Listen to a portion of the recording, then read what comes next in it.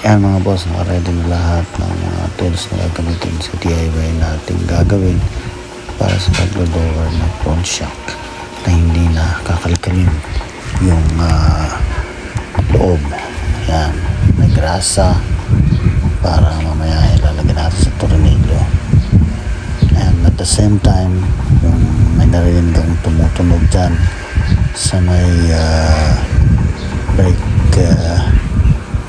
caliper natin na parang masikip, so lalagyan na rin natin mamaya ng grasa yung parang pump nya.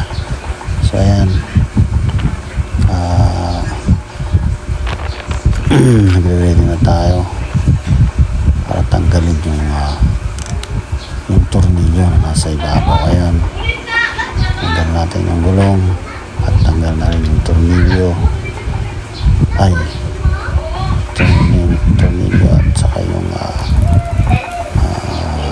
pork nya. Ayan, lininis natin dahil sobrang madumi at medyo may kalawang, kailangan linisin. At ayan,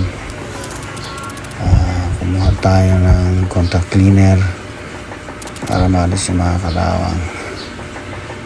And then ayun, ang pangalawang pork na tanggal na rin natin at lilinisin na rin natin yan para siguradong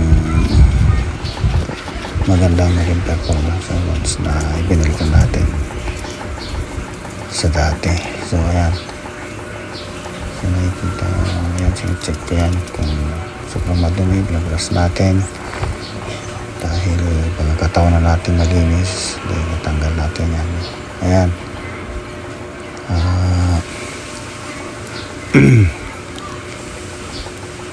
kaya lalagyan natin ng grasa. Ayan yung tornilyo, wala yung binili natin sa online na replacement ng tornilyo. At yan yung original tinanggal natin. So mamaya ipapakita natin sa huling video natin kung ano yung tsura nya. So ayan, pinilinis natin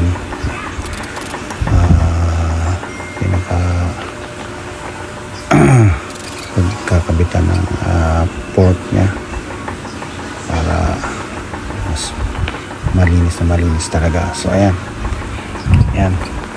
sinalpak na natin yung special na tornilyo na bili natin dahil inom na natin yun dahil pag inilagay mo ng nakasalpak na yung port nya, hindi mo papasok yun. Ayan, inimpita natin ng konti para pagpasok medyo kakagat na.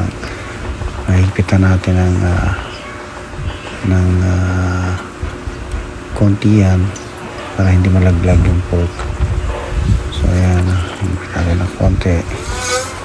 And ayan, yung isa naman ilagay na rin natin para may balik na ng maayos. So ayan,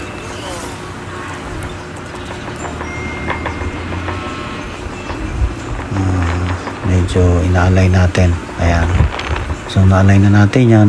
Ayan, balik na natin yung gulong. Ayan, tinanggalan natin yung mga clip para mawala yung tumutunog. So ayan, mga boss, kita nyo, ayan yung makintab na bagong tornilyo. Ayan yung binili natin sa online, replacement dun sa stock nya. So ayan, makikita naman naka-usli siya na I think 1 inch lang yan, hindi naman siya sumasayad, so goods naman siya. And okay,